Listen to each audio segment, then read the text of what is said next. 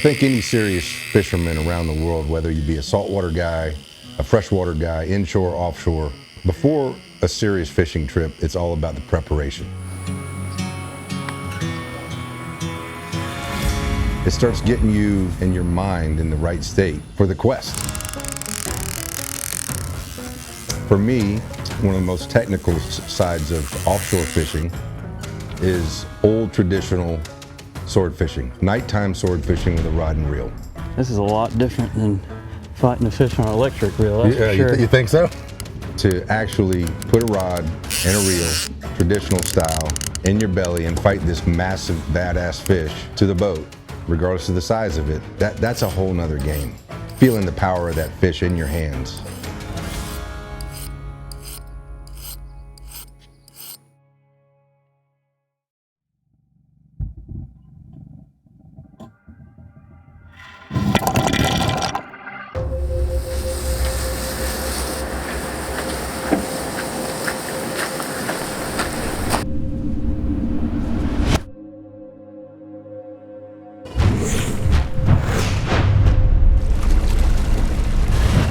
Keep the thunderstorms off, this will be good. Yeah. It's been probably 5 years since I've sword fished. A lot of the guys do the daytime thing. I've always enjoyed the nighttime more because you catch them on a rod and reel, you actually fight them. You know, daytime thing, you're dropping to the bottom and pretty much have to use electric reels, you know. It's the only way I've ever done it. And I just think you kind of lose something there, not feeling the power of that fish. For sure. Because they are a badass fish, especially when you catch them legit like that. Hopefully, conditions we got almost a full moon, pretty light winds, good time of year, late summer, when I always did well. I used to do this a lot, just haven't been doing it much lately. So I'm kind of excited. Yeah, me too. Yeah. Something different. Yeah. The last time I sword fished was probably like a year and a half ago. Daytime. Daytime with electric reels, yeah. Yeah. No, I've never been out nighttime sword fishing, so this will be cool. Good experience.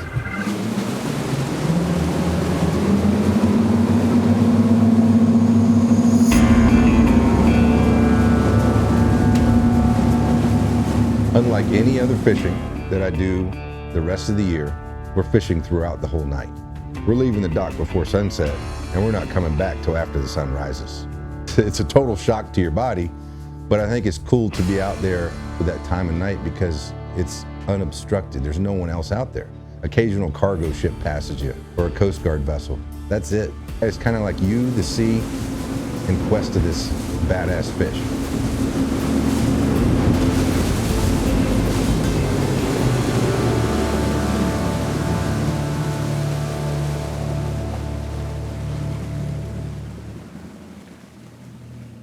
All right, start rigging stuff up, buddy.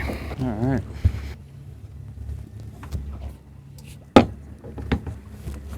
You're a fish out of water right now, aren't you? Not knowing what the hell we're getting ready to do. Oh yeah, I'm so lost.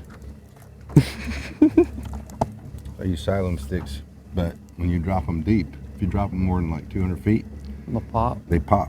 So you put this, it's just packing tape. I wrap around there and it buffers it a little bit and they don't crack. They don't leak. It's crazy that would stop cracking. I don't. You gonna rig the baits out here too? Yeah, we will here in a minute. I tied these last night. I'm excited to show Pete the tradition of traditional sword fishing, the old way, and hopefully keep passing those things on. I put the lights on my 80-pound away from the bait a little bit. And then my lead will be up here above it. In the current, those lights will sit there, and then the bait's behind it, you know? Yeah. Just has a little more action. First thing a swordfish does when he encounters a squid is bats at the head end of the bait, tries to bat his head off, so if the head comes off and your hook's in the other end, he might just eat the head and swim on. I use a double hook rig where there's a trailer hook that goes through the head. The actual head is sewn or zip tied to the body, and then on the other end we have a secondary hook. And this allows, regardless of which end the fish eats, you hopefully get a good hookup. Also allows the head not able to be beaten off by the swordfish's bill.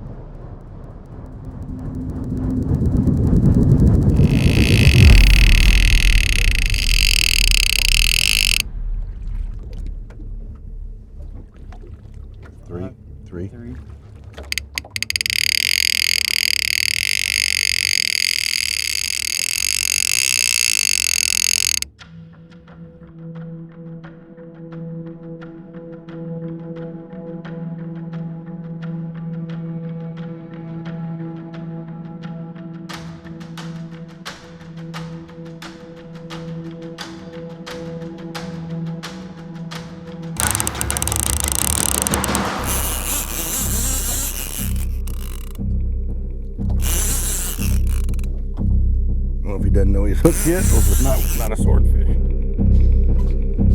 What's it feel like? Shaking his head a bunch. It's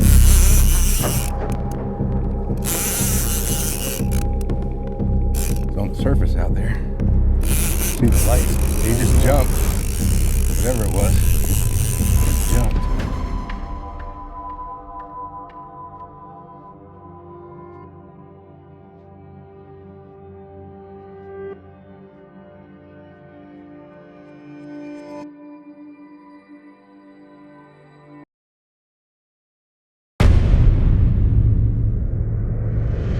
Doesn't know he's hooked yet, or if it's not a swordfish. What's it feel like? Shaking his head a bunch. It's on the surface out there. See the light. He just jumped. Whatever it was, just jumped. They're one of the only fish that has the ability to eat a bait at 300 or 400 feet, and in seconds, they're in the air jumping. No other fish can tolerate that pressure change. They'll blow up. Not a swordfish, and that's one of the things that makes this fish so badass. He's shaking his head a bunch. It's not wrapped. I don't know. Is it slack? Yeah. Come here. Go under. Over. Get the spotlight. See what we're dealing with here. It's on top of the console.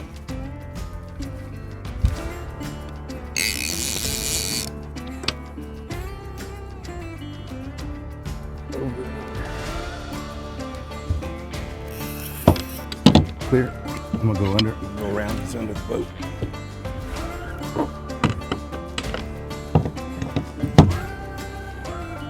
Maybe he's not a rat. He's the one that's hooked. Yeah.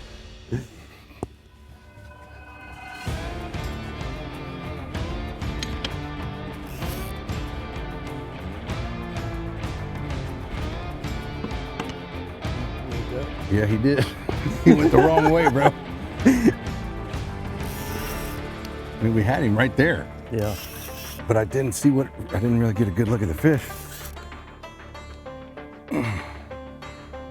Swordfish do that a lot.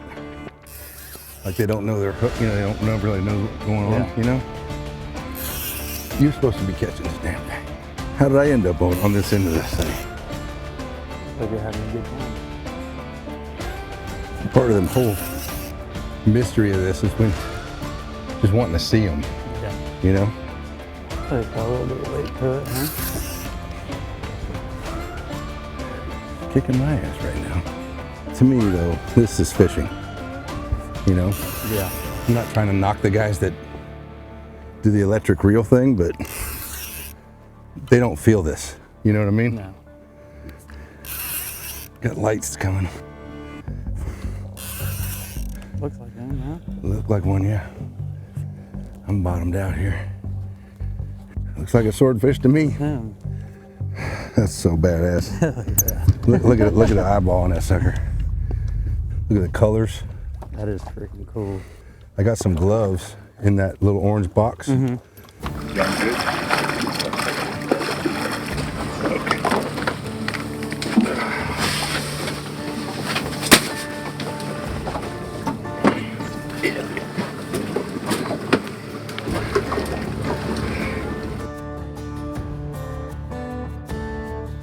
Hey, he said, let's go catch a swordfish, and we did it. Hell yeah, bro. Not a giant, but it's a swordfish, bro. It is. On light tackle. Yeah. First time I've seen that done. Let's try and get him a drink here.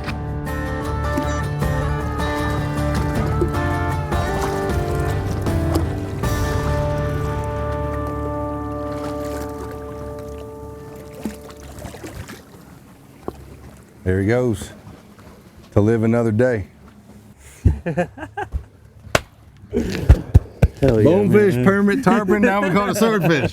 Hell yeah, bro. That was freaking awesome. You do the work next time. I will. All right.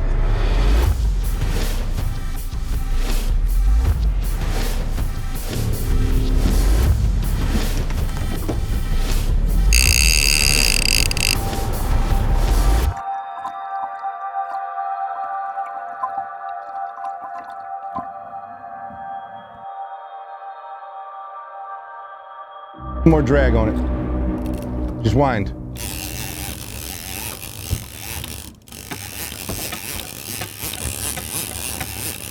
he there?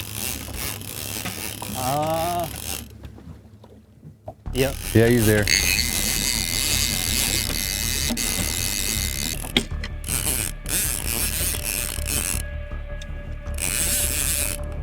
He just jumped. You hear him jumping out there? Yep. This is how it happens. You got a rod butt? Yep. Please. Thank you.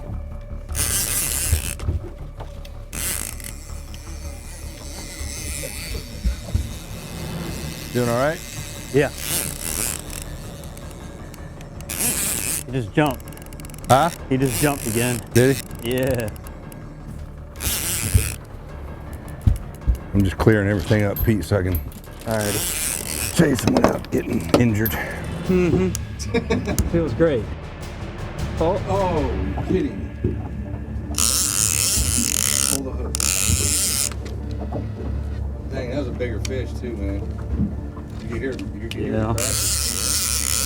Damn. Back when I used to do this all the time, that would happen all the time. If you catch one, and then you catch another one, and then like a certain time of the night, they just start biting. Or you get in a zone where there's a bunch of fish, you know? Yeah. Get rigged up and try it again.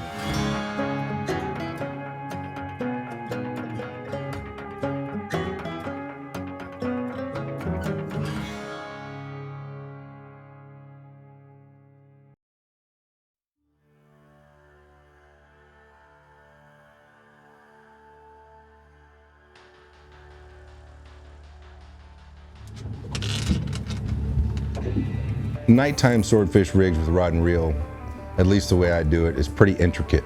You have to mark every rod for your depths. You know, using old school type reels don't have line counters. I mean, we're doing this traditional way, so you have to have a way to know where your bait's sitting. One of the most important things is having multiple rods out at multiple different depths for the night to figure out where they're going to bite. Then the leader setup. We start with like 10 feet of 80, but we need something bigger for their bill. We don't want to have 15 feet, 150-pound leader, because then the bait is going to not kind of swim through the water as you drift. So having that lighter 80-pound on the front end, and then just having the back half, 5 feet of 150 or 200-pound, allows you to get through the chafing aspect of his bill, but yet the lighter 80-pound lets that bait look alive when the fish encounters it. Then you got your lights. I always put down multiple colors.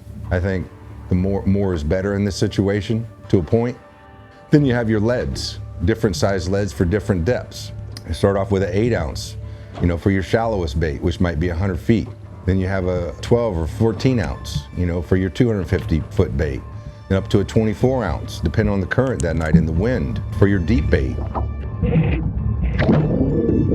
We got to separate these baits. The boat's swinging and turning and yawing, in the wind, and you have to spread these things out. Some guys use really fancy floats. I use a water bottle. So the shallowest bait goes first. You let it out with the boating gear, put a water bottle with a rubber band on it, with a siloom stick in the water bottle where you can see it. You let it out the furthest away from the boat. It's the shallowest bait. Then your next mid bait, your 250, 300 mark bait, is going to be let out about half the distance back, and then usually we fish our deep bait right off the gunnel. There's a lot that goes into this. It's technical. That was exciting. Hell yeah, that was awesome. Woke me up. Yeah, this is some boring, but when you get a bite, it wakes you up.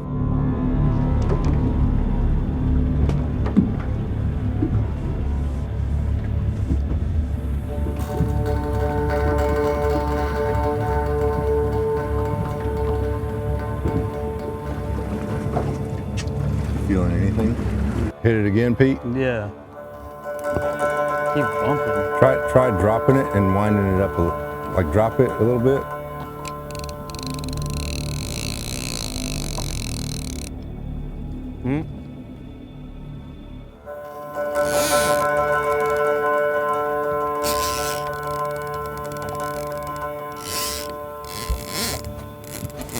Get a little tighter on it.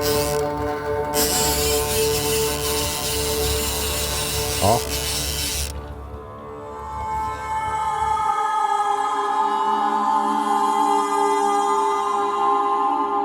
Hour or so goes by, we don't get any bites. We make a little move.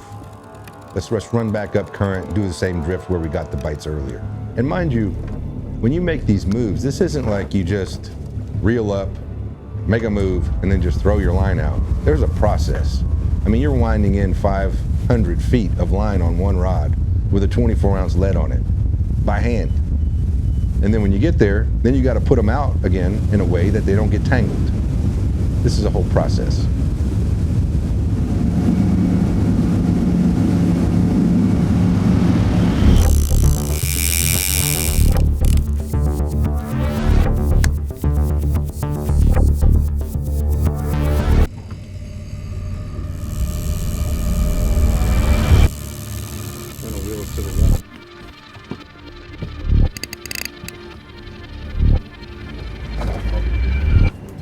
Oh, we haven't. Look. Go get that rod. Go get that. Go get it.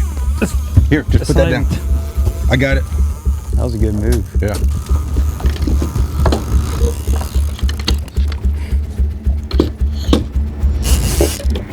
That's a good sign right there.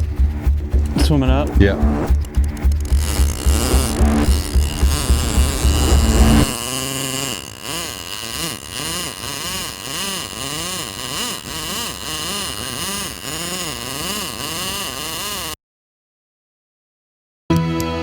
If you haven't already, go to my website, theseahuntertv.com. You can watch past episodes, shop apparel, book a fishing charter with the Seahunter Fishing Group, and watch some behind the scenes.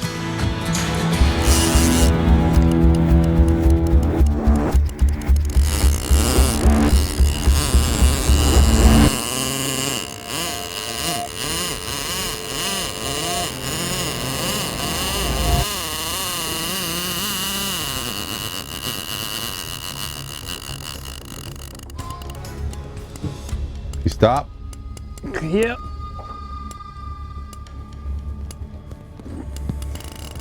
I can't see your line, so you got to help me out here. Right off to the right here. You're good. Let's see how much line you got back. I got a decent amount back. He had me pretty dry there for a second. I saw that. I was hoping he'd stop because Moby Dick.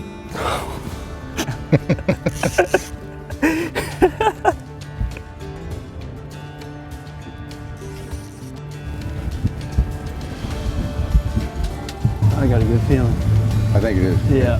Just as he's been giving me those really good head shakes, and I can feel like it just feels like that last one that I had on. Right. It just like that. He's acting like the right that thing. That sporadic head shake, then he comes up. Yeah, the way he dumped you to start with. Yeah. That's more typical. Maybe now you're thinking that button pushing is not such a bad idea. You know what? Yeah. Go with Rob, do it the hard way. Never thought it was a bad idea. Number one thing that's killing me is this freaking rod butt just digging into me. Like, did I give you a cap? Yeah, I got a cap and a towel, but still, freaking sore in every spot. There again. Oh, what did you just take there? I saw 250. 250? Yeah.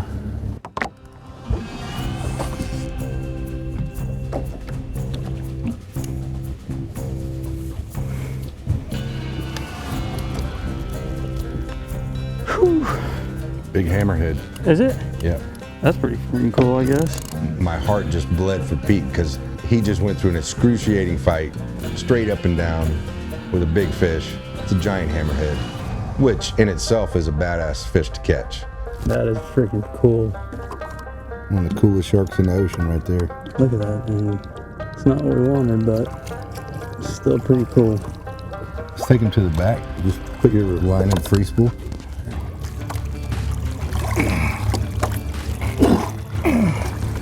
Bless you.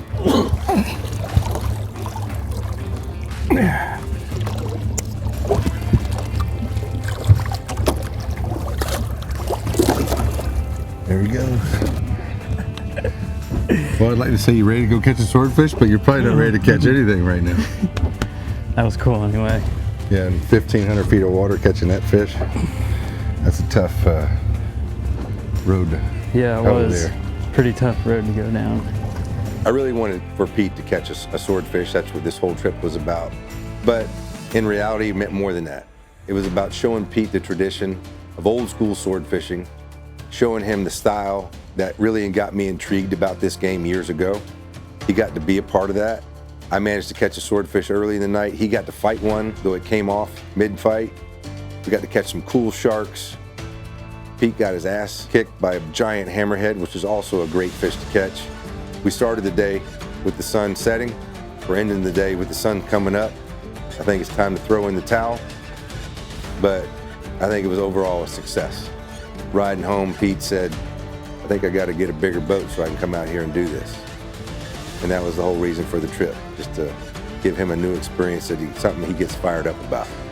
We'll do it again.